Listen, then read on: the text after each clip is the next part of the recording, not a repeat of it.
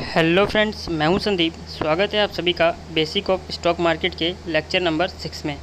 तो फ्रेंड्स, आज की इस वीडियो में हम जानने वाले हैं कि आपको इन्वेस्टिंग स्टार्ट करने के लिए किन किन डॉक्यूमेंट्स की ज़रूरत पड़ती है और आप अपने इन्वेस्टिंग को कैसे स्टार्ट कर सकते हैं और किस किस अकाउंट की आपको ज़रूरत पड़ेगी इन्वेस्टिंग को करने के लिए। तो चलिए आज की इस वीडियो को शुरू करते हैं। और वीडियो पसंद आती है तो प्लीज़ वीडियो को लाइक कीजिएगा और चैनल पर स्टॉक मार्केट से रिलेटेड वीडियो देखने के लिए आप हमारे चैनल को सब्सक्राइब भी कर सकते हैं। चलिए वीडियो को स्टार्ट करते हैं। तो फ्रेंड्स, जब हम इन्वेस्टिंग स्टार्ट करते हैं तो हमें कुछ डॉक्यूमेंट्स की ज़रूरत पड़ती है। उनमें से कुछ डॉक्यूमेंट्स मैंने यहाँ लिख दिए हैं और यही डॉक्यूमेंट्स इंपॉर्टेंट डॉक्यूमेंट्स होते हैं। तो एक एक करके मैं आपको बताता हूँ और यहाँ स्क्रीन पर लिखा भी है। सबसे पहले आपको एक पैन कार्ड की ज़रूरत पड़ेगी, जो आपके नाम से पैन कार्ड होना चाहिए, और एड्रेस प्रूफ जो कि आपके आधार कार्ड पे होता है वो, और पासपोर्ट साइज़ फ़ोटो चाहिए, और एक सेविंग बैंक अकाउंट चाहिए। ये 4 डॉक्यूमेंट चाहिए जिससे कि आप अपना अकाउंट खोल सकते हैं किसी भी ब्रोकर के पास। यानी कि कोई भी, अब तो सारी चीज़ें ऑनलाइन हो गई है तो ये आसान हो गया है। आप एंजल ब्रोकर या फिर अप स्टॉक या फिर ग्रो, इन तीनों में से किसी एक में अपना अकाउंट खोल सकते हैं। तो और देख लेते हैं और किन किन डॉक्यूमेंट्स की ज़रूरत पड़ती है। तो फ्रेंड्स, अब आपके पास ये चारों डॉक्यूमेंट्स हैं और आपको अब अकाउंट खुलवाना है, तो आपको ये 3 अकाउंट खुलवाने पड़ेंगे। तो देख लेते हैं कौन कौन से अकाउंट है। तो सबसे पहले एक सेविंग अकाउंट आपका होना चाहिए, जो कि आपको डॉक्यूमेंट्स के साथ भी ज़रूरत पड़ती है, वही अकाउंट हो। और उसके बाद आपके पास एक डीमेट अकाउंट होना चाहिए और एक ट्रेडिंग अकाउंट होना चाहिए। तो ये तीनों चीज़ एक जगह पे भी हो सकती है और ये तीनों चीज़ अलग अलग भी हो सकती है। मान लीजिए कि HDFC का आपके पास अकाउंट है और HDFC जो सिक्योरिटी है वो, उसका आपके पास डीमेट अकाउंट और ट्रेडिंग अकाउंट है, तो भी आपका इन्वेस्टिंग स्टार्ट हो सकता है। और अगर आपके पास मान लीजिए कि HDFC का बैंक अकाउंट है और डीमेट अकाउंट अलग किसी ब्रोकर के पास है, मान लीजिए एंजल ब्रोकर के पास है, और ट्रेडिंग अकाउंट किसी और ब्रोकर के पास है, फिर भी आपका ट्रेडिंग स्टार्ट हो सकता है। ठीक है, तो ये 2 कॉम्बिनेशन मैंने आपको बताया। और तीसरा कॉम्बिनेशन ये है कि आपके पास एक सेविंग अकाउंट किसी अनदर बैंक में हो सकता है, मान लीजिए HDFC या फिर ICICI बैंक में, और डीमेट अकाउंट और ट्रेडिंग अकाउंट किसी एक ब्रोकर के पास हो सकता है। यानी कि ये दोनों अकाउंट किसी एक ब्रोकर के पास, एंजल ब्रोकर या फिर अपस्टॉक किसी एक के पास हो, और ये अलग हो तो भी चल सकता है। तो लेकिन जो तीसरा ये कॉम्बिनेशन है, ये कॉम्बिनेशन अच्छा होता है, क्योंकि जहाँ पे हमारे पास जब हम डीमेट अकाउंट खुलवाते हैं तो डीमेट अकाउंट के अंदर ही हम जितने भी स्टॉक खरीदते हैं वो स्टोर होता है। तो इससे हमें ये पता चलता है कि हमारे पास कितने अभी स्टॉक पड़ा हुआ है और हमें किन किन को अभी बेचना है। तो दोनों को हम एक साथ ही एक ही अकाउंट में देख सकते हैं। तो ये तीसरा वाला जो कॉम्बिनेशन है वो आसान होता है आपको इन्वेस्टिंग करने या फिर इन्वेस्टिंग के लिए। तो चलिए अब और देखते हैं कि ये सेविंग अकाउंट, डीमेट अकाउंट और ट्रेडिंग अकाउंट क्या होते हैं, इनके बारे में भी थोड़ा थोड़ा जान लेते हैं। तो सेविंग अकाउंट आप सभी को पता होगा कि क्या होता है, तो अभी मैंने यहाँ पर एक छोटी सी डेफिनेशन लिखी है, वो आप देख सकते हैं। Saving account are those account which deposit and hold our money, जहाँ पर आप अपने पैसे को डिपॉजिट करवाते हैं और अपने पैसे को होल्ड करके रखते हैं, उसे कहते हैं सेविंग अकाउंट। ठीक है, अब देख लेते हैं कि डीमेट और ट्रेडिंग अकाउंट क्या होते हैं।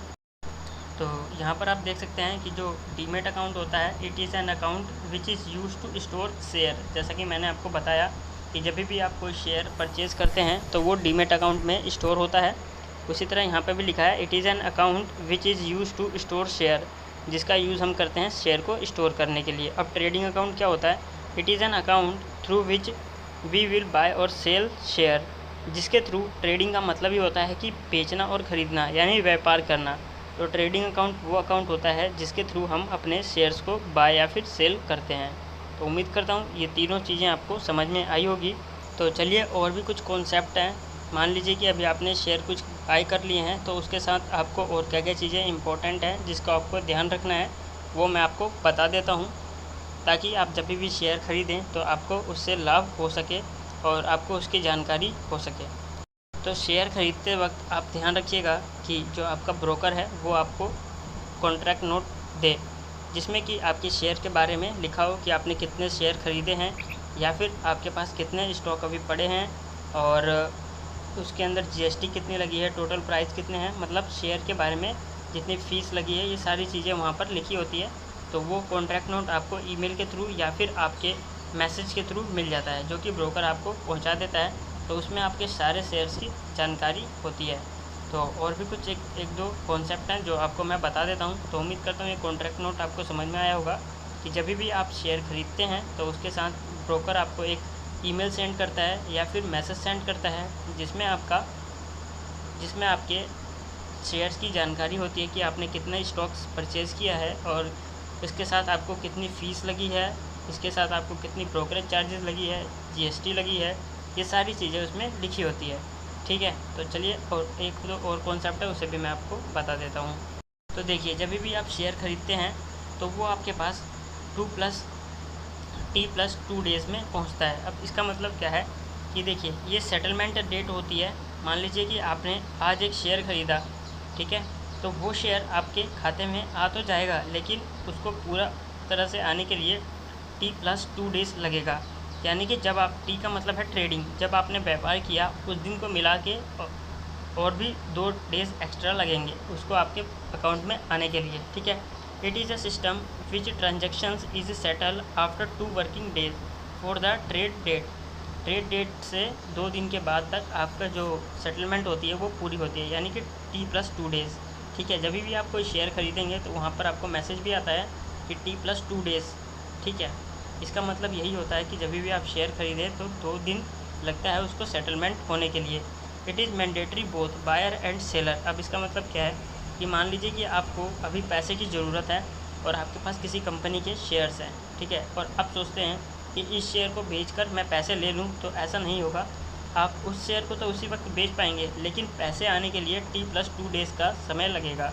ठीक है, और उसी तरह मान लीजिए कि आपके पास पैसे हैं और आप किसी कंपनी के शेयर बाय करना चाहते हैं, तो बाय तो आप उसी वक्त कर लेंगे, लेकिन आपके अकाउंट में शो कर देगा, लेकिन पूरी तरह से सेटलमेंट होने के लिए T+2 डेज़ लगेगा, यानी कि ट्रांजैक्शन +2 डेज़। तो उम्मीद करता हूँ कि ये कॉन्सेप्ट भी आपको समझ में आया होगा। ऐसे ही बेसिक ऑफ स्टॉक मार्केट के कॉन्सेप्ट को जानने के लिए आप हमारे इस चैनल को सब्सक्राइब भी कर सकते हैं। तो आज की इस वीडियो में बस इतना ही था, और भी कुछ बेसिक टर्म्स हैं जिसको मेरे को आपको एक्सप्लेन करना है। तो उम्मीद करता हूँ वीडियो पसंद आई होगी। पसंद आई है तो प्लीज़ लाइक कीजिएगा, और बेसिक ऑफ स्टॉक मार्केट के इस सीरीज़ को आप फॉलो कर सकते हैं। तो आज की इस वीडियो में बस इतना ही था। धन्यवाद।